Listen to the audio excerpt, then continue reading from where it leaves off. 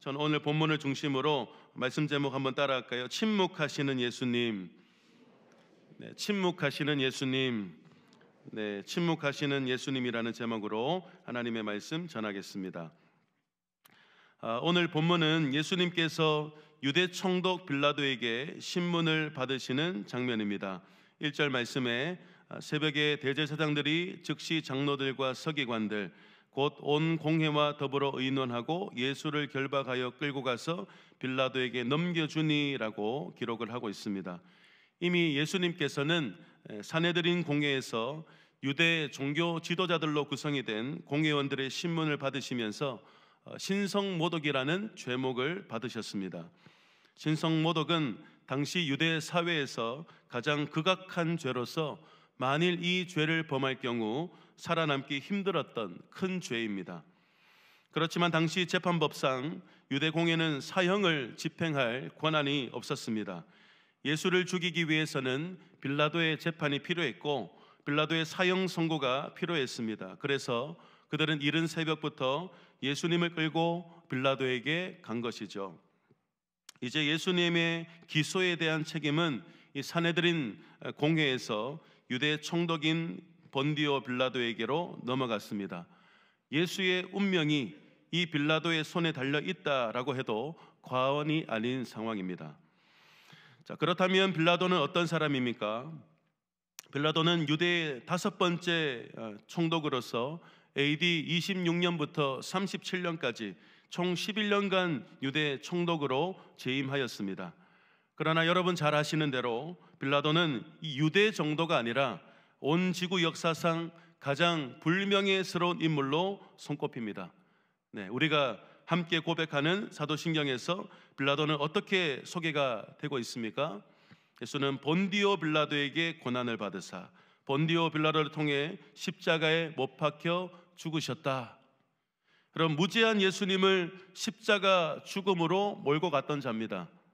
예수 그리스도를 십자가에 못 박았던 장본인이 이 빌라도입니다. 빌라도를 역사상 가장 불명예스러운 이름으로 만든 이 재판의 과정이 오늘 본문과 본문의 한 단락이나 말할 수 있는 6절에서 15절까지의 말씀에 자세히 기록이 되어 있습니다. 자, 여러분 먼저 본 재판은요 대제사장을 비롯하여 유대 종교 지도자들의 시기와 또 질투심에서 비롯된 고발 사건입니다. 예수님의 갑작스러운 출현으로 인해 위기의식을 느낀 이 유대 종교 지도자들은 점점 자신들의 입지가 약화되는 것에 대한 두려움을 이기지 못했고 예수님을 제거하기로 공모했습니다. 그들의 궁극적인 목적이 예수님을 정죄하여서 사형에 처하게 하는 것이었기 때문에 그들은 말이 되든 안 되든 빌라도의 관심을 끌고자 많은 거짓 증거들을 만들어냈고 그들은 예수님을 도저히 살려두어서는 안 될 죄인이라는 대인이라도 되는 것처럼 빌라도를 혼란시키려 했지만 빌라도는 이 점을 분명히 알고 있었죠. 네, 10절 말씀 보시면 이는 그가 대제사장들이 이 시기로 예수를 넘겨준 줄 알미러라 라고 기록하고 있고 요한복음 19장 6절에서는 이렇게 기록하고 있습니다. 대제사장들과 아랫 사람들이 예수를 보고 소리지르 이르되 예수여 십자가에 못 박으소서 십자가에 못 박으소서 하는지라 빌라도가 이르되 너희가 친히 데려다가 십자가에 못 박으라 나는 그에게서 죄를 찾지 못했다. 네, 빌라도는 이게 다 예수에게 죄가 없고 또 그리고 그들의 시기로 인해서 일어난 일이라는 것을 간파한 것입니다. 그런데 문제는 총독 빌라도가 공정한 판결을 내리지 않았다는 것입니다. 정의와 공의를 지켜야 할 재판관이 자신의 사사로운 감정에 이끌려 불의한 재판을 한 것입니다. 예수님에 대한 무혐의를 알고 있었던 빌라도는 유대인의 명절 때 죄수를 사면해 주는 전례를 따라 예수를 놓아주려고 했습니다. 그런데 그 예상과는 달리 군중들은 예수님이 아닌 바라바를 요구했고 결국 저들의 말에 따라 예수님을 십자가에 죽이도록 넘겨주었습니다. 여러분 왜 그랬을까요? 빌라도는 왜 그런 결정을 하게 된 것입니까? 군중에 대한 두려움 때문이었습니다. 빌라도는 누구보다 유대 종교 지도자들이 지닌 음모를 정확하게 파악하고 있었지만 구태여 그들과 갈등을 야기시키고 싶지 않았습니다. 특히 유대 종교자들로 인해 선동이 된 이 군중이 일으킬지 모르는 폭동을 우려한 나머지 예수님을 십자가에 못 박도록 내어준 것입니다. 그가 이처럼 예수님에 대한 무죄하심을 알고도 그를 십자가 처형하도록 내어주었다는 것은 공의를 집행해야 할 자로서 엄청난 죄악을 범한 것이고, 결국 그는 모든 불의한 자의 대표로서 예수님의 십자가 처형, 죽음에 가당한 것이 되었습니다. 이것이야말로 그가 지금까지 2000년이 넘도록 그리스도인들의 저주의 대상이 되고 있는 이유입니다. 그런데 오늘 우리가 이 새벽에 조금 더 주목해서 살펴보고자 하는 것은 신문 중에 보이셨던 예수님의 반응이죠. 예수님의 침묵에 관한 내용입니다. 여러분, 4절과 5절 말씀을 우리 다시 한 번 더 읽어보도록 하겠습니다. 빌라도가 또 물어 이르되 아무 대답도 없느냐? 그들이 얼마나 많은 것으로 너를 고발하는가 보라 하되, 예수께서 다시 아무 말씀으로도 대답하지 아니하시니 빌라도가 놀랍게 여기더라. 아멘. 대제사장이 고발자로 나서서 예수에게 치명적인 고발 내용을 쏟아냈습니다. 그들이 고발했던 내용에 대해서는 이 본문이 자세히 기록하고 있지는 않지만 아마 예수가 이 종교적 선동을 통해 정치적 반란을 도모한다는 식의 거짓 논리를 폈을 것으로 예상이 됩니다. 이에 빌라도는 다시 한번 예수께 사실 여부를 묻죠.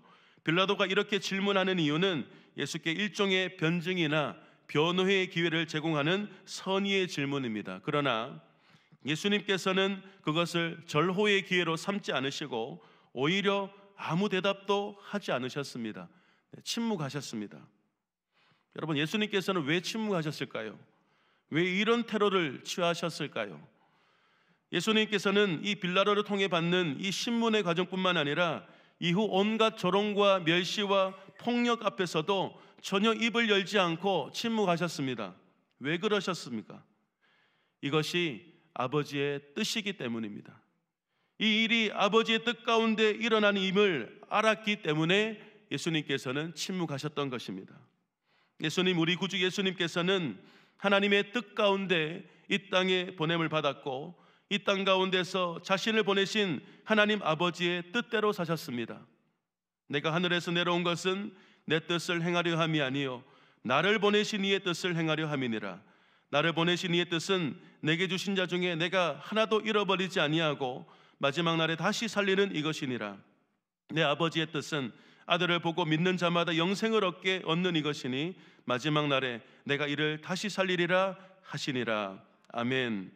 하나님의 뜻대로 인류를 구원하기 위해 십자가에서 대속 제물이 되셔야만 했던 우리 예수님, 이 땅에서 보낸 3년간의 공생의 가운데 늘 자신의 원함보다 하나님의 뜻이 먼저이셨던 우리 예수님께서는 이 죽음 앞에서도, 인간이 느낄 수 있는 가장 큰 두려움과 공포라 말할 수 있는 이 죽음의 문턱 앞에서도 하나님의 뜻을 더 우선시하셨습니다.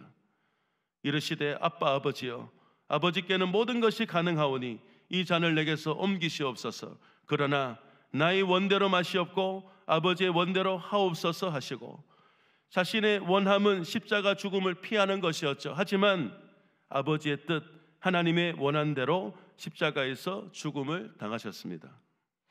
이처럼 예수님께서는 하나님의 뜻을 분명히 알고 계셨습니다.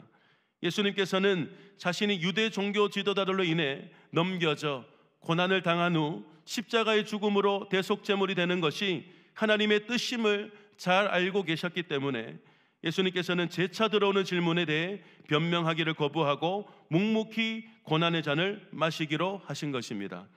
예수님께서는 자신이 이 땅에 보냄을 받은 이유이자 하나님의 뜻이라 할 수 있는 십자가를 지시기로 이미 결심을 하셨기 때문에 자기를 고소하는 사람들의 말이 옳은지 그른지 이 가리는 것은 아무 의미가 없다라고 판단하시고는 침묵하신 거죠. 아니, 십자가 죽음을 위해서라면 그저 침묵하셔야만 했습니다. 이러한 예수님의 침묵은 이미 구약 성경에서 선지자 이사야를 통해 예언이 되었는데요, 우리 이사야 53장 7절을 함께 읽겠습니다. 그가 곤욕을 당하여 괴로울 때에도 그의 입을 열지 아니하였으며 마치 도수장으로 끌려가는 어린 양과 털 깎는 자 앞에서 잠잠한 양같이 그의 입을 열지 아니하였도다. 아멘.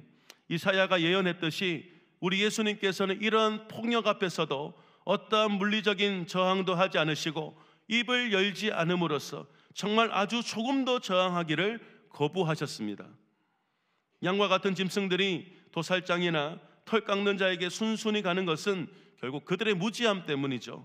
그저 아무것도 모르기 때문에, 앞으로 자신에게 들이닥칠 미래를 알 수 없었기 때문이라면 예수님은 어떠한가요? 이미 다 알고 계십니다.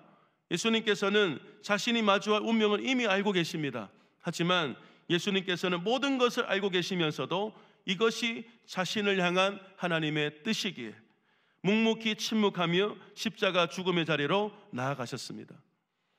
하나님의 뜻에 대한 온전한 순종을 보이신 우리 예수님, 하나님의 뜻대로 자기 목숨을 많은 사람의 대속물로 주시기 위해 털 깎는 자 앞에서 잠잠한 양처럼 순종하신 것입니다. 그 결과 죄인인 우리에게는 영생의 길이 열렸고 예수님을 통해 세상이 구원을 받게 되었습니다. 자신의 유익을 포기하시고 하나님의 뜻에 순종하신 예수님으로 인해 세상이, 저와 여러분이 유익함을 얻은 것입니다. 사랑하는 여러분, 저와 여러분은 누구입니까? 예수님의 제자입니다. 제자는 스승의 가르침대로 사는 자들입니다. 본보기가 되는 예수님을 따라가는 자들이 제자죠. 예수님께서는 자기를 따르는 제자들을 향해 누구든지 나를 따라오려거든 자기를 부인하고 자기 십자가를 지고 나를 따르라고 명령을 하셨습니다. 세상 사람들은 절대로 자기 자신을 포기하지 않습니다. 자기가 먼저입니다. 자기 가족이 먼저입니다. 나의 유익과 내 감정, 내 자존심, 내 주장, 내 판단을 우선시합니다.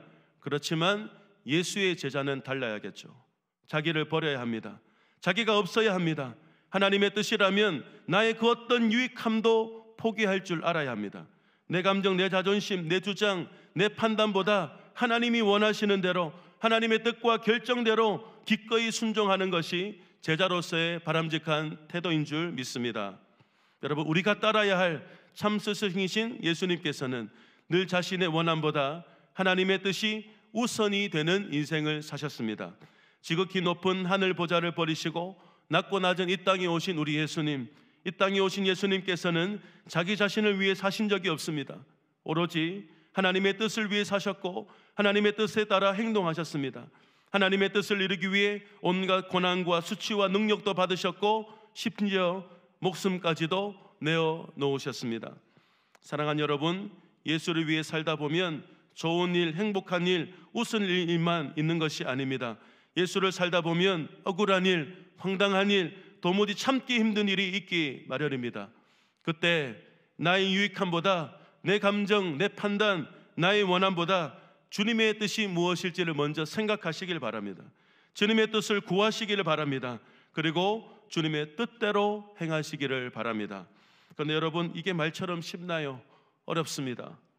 우리가 예수 그리스도의 십자가 대속의 은혜로 구원을 받았지만 우리에게는 여전히 죄성이 남아있고 우리 안에는 끊임없이 일어나는 육체의 소욕과 욕망과 인간의 탐심과 정욕이 끊임없이 하나님의 뜻을 거스르도록 하는데, 이거 우리 힘으로 딱 결정해서 행동하기가 참 어렵습니다. 그래서 사도 바울은 에베소서 5장 17절과 18절에서 그러므로 어리석은 자가 되지 말고 오직 주의 뜻이 무엇인지 이해하라라는 말과 함께 오직 성령으로 충만함을 받기를 우리에게 권면하였습니다. 또 갈라디아서 5장에서는 우리가 끊임없이 일어나는 이 육체의 욕심과 소욕을 따르지 않는 방언에 대해서 뭐라 말합니까? 16절 17절 한번 읽어볼까요? 내가 이르노니 너희는 성령을 따라 행하라. 그리하면 육체의 욕심을 이루지 아니하리라. 육체의 소욕은 성령을 거스르고 성령은 육체를 거스르나니 이 둘이 서로 대적함으로 너희가 원하는 것을 하지 못하게 함이니라. 여러분, 육체의 열매는 뻔합니다. 성령의 열매도 뻔합니다. 여러분, 육체의 열매를 맺으시겠습니까? 성령의 열매를 맺으시겠습니까? 육체의 일, 시기의 열매가 무엇이었나요? 거짓 공모, 살인 교사. 하지만 성령의 열매, 예수님께서 보이신 열매는 어떤 열매였습니까? 하나님의 뜻을 이름을 통하여서 생명과 구원이라는 결과로 나타났습니다. 이제 말씀을 마무리하겠습니다. 사랑하는 여러분, 예수님은 만왕의 왕이시지만 우리를 위해 철저히 낮아지셨습니다. 낮고 낮은 이 땅에 오셨고 스스로 말할 수 있는 권리마저 포기하셨고 죄가 없으셨지만 십자가에 달려 죽으셨습니다. 왜요? 왜 그러셔야 했습니까? 이것이 예수님을 이 땅에 보내신 하나님의 뜻이었기 때문입니다. 하나님의 뜻에 순종하신 것입니다. 저와 여러분은 예수님처럼 하나님의 뜻대로 사는 자들이어야 합니다. 세상을 구원하기 위해 자기 자신을 버리신 예수님처럼 하나님의 뜻이라면 나를 포기할 수 있어야 합니다. 나의 유익과 내 감정과 내 자존심, 내 판단, 주장 중요하죠. 그러나 그런 것들을 앞세우는 세상 사람들과 달리 하나님의 뜻이라면, 하나님 나라 유익함을 위해서라면 그 어떤 수고와 희생도 아끼지 않는 자들이 되어야 하는 것입니다. 여러분, 누가 우선입니까? 자신입니까? 하나님입니까? 자신의 만족과 유익입니까? 자신의 원함입니까? 아니면 하나님의 뜻입니까? 여러분, 무엇이 먼저입니까? 내 감정과 내 뜻과 내 판단이 먼저입니까? 아니면 하나님 나라의 유익과 교회 공동체의 유익입니까? 간절히 바라기는 예수님 자신의 원함이 아니라 자신을 이 땅에 보내신 아버지의 뜻대로 순종하며 끝까지 충성하셨던 우리 예수님처럼 여러분, 삶의 모든 영역에서요, 가정과 교회와 세상 어느 곳에든지 하나님의 뜻을 가장 우선시하며 그 뜻에 온전히 순종하며 끝까지 충성하는 저와 여러분 모두가 되기를 간절히 소망합니다. 오늘 말씀을 생각하며 이 찬양 함께 고백하겠습니다. 여러분, 십자가를 줄 수 있나? 우리 건반만 같이 반주하면서 찬양하겠습니다. 1절과 3절 4절입니다. 십자가를 질 수 있나? 주가 물어보실 때 죽기까지 따르오리. 성도 대답하였다. 우리의 심령, 우리의 심령 주의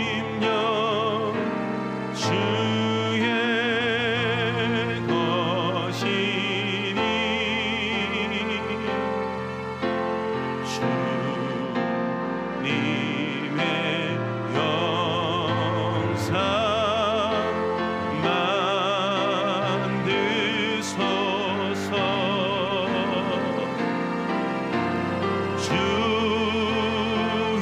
주인도 따라 살아갈 동안 사랑과 충성을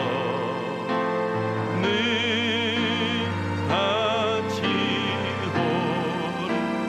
3절입니다. 걱정 근심 얻은 그는 너를 둘러 덮을 때 주께 내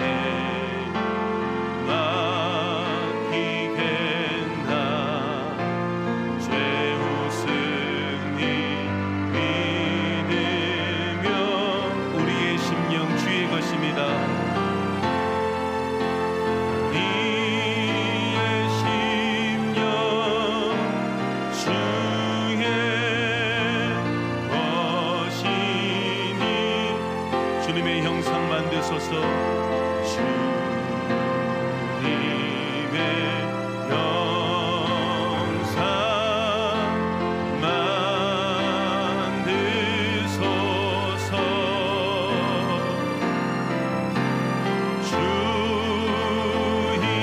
주인도 따라 살아갈 동안 사랑과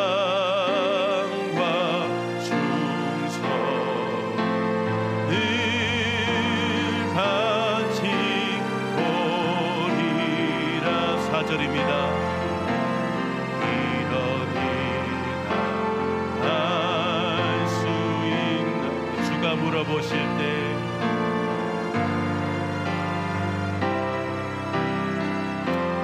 용감한 자 바울처럼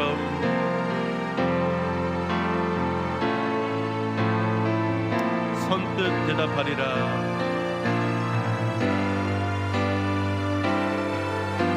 주님, 우리의 심령이 주의 것입니다. 우리의 심령 주의 것이니 주님의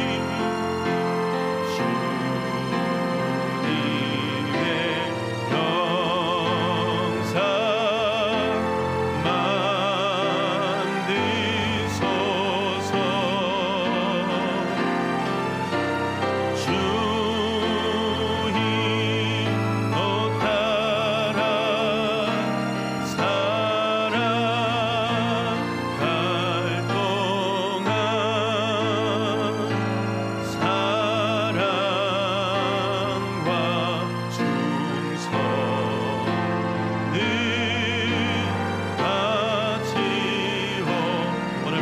생각하면서 여러분 십자가를 바라보며 정말 내 인생이 내 것이 아니라 주님의 핏값으로 사신 주님의 것임을 우리가 인정하면서 우리가 하나님의 뜻대로 살겠습니다. 하나님의 뜻이라면 우리는 기꺼이 모든 것을 포기하겠습니다. 그런 믿음의 결단을 많이 하시고 또 성령님께서 주시는 감동 안에서 내가 포기해야 될 것들, 내가 놓아야 될 것들, 이것들 다 우리 십자가 앞에 다 못 박는 그런 오늘 복된 새벽 되시길 바랍니다. 우리 주여, 우리 크게 한번 부르고 우리 통성으로 기도하시다가 자유롭게 돌아가겠습니다. 주여